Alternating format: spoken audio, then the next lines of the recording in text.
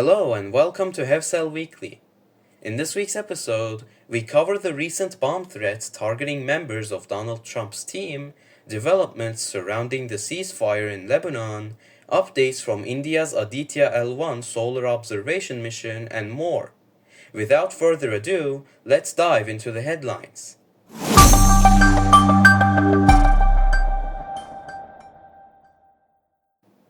In a disturbing trend, several members of Donald Trump's cabinet and nominees for key positions have been targeted by bomb threats and swatting incidents. The FBI has confirmed threats against at least 9 individuals, including nominees for crucial roles like Defense Secretary and U.S. Ambassador to the United Nations.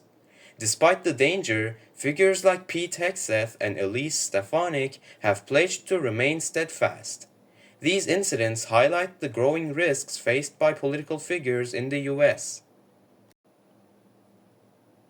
After 14 months of devastating conflict, a U.S. and UN brokered ceasefire between Israel and Hezbollah has allowed thousands of displaced Lebanese citizens to return home. The truce, which began early Wednesday, mandates a phased Israeli withdrawal from southern Lebanon and the repositioning of Hezbollah forces north of the Litani River. In coordination with UN peacekeepers, the Lebanese army has started deploying in the region to ensure the agreement's enforcement.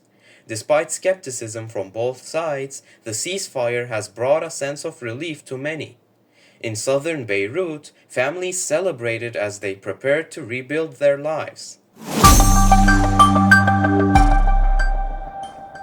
Ursula von der Leyen has secured a second term as President of the European Commission, but not without controversy.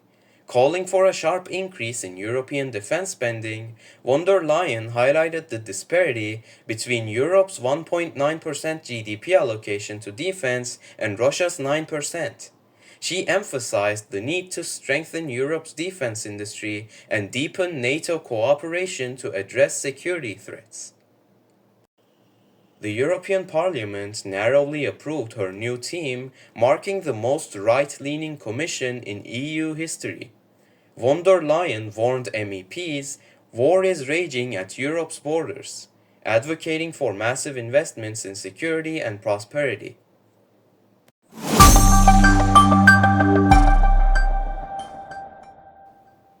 India's Aditya L1, the nation's first solar observation mission, has provided valuable insights into solar activity. Using its cutting-edge visible emission line coronagraph or VELC, scientists have better understood coronal mass ejections or CMEs and their potential impact on Earth's infrastructure. Data from the mission, combined with observations from ground-based facilities in Kodaikanal, Gaurabaidanar, and Udaipur, promises to significantly advance solar science and help mitigate disruptions caused by solar storms. Former Manchester City striker Mikhail Kavelashvili is set to become Georgia's next president, backed by the ruling Georgian Dream Party.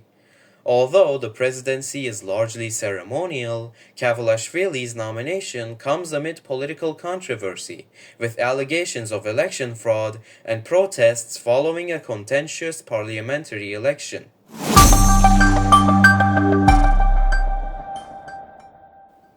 Critics claim Georgian Dream's policies lean toward Moscow, including legislation authored by Kavelashvili that stalled Georgia's EU membership bid.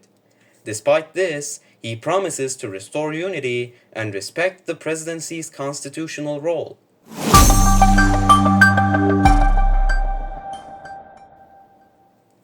Thank you for tuning in to Hevsel Weekly. We'll be back next week at the same time with more updates from around the world. Until then, stay informed and take care.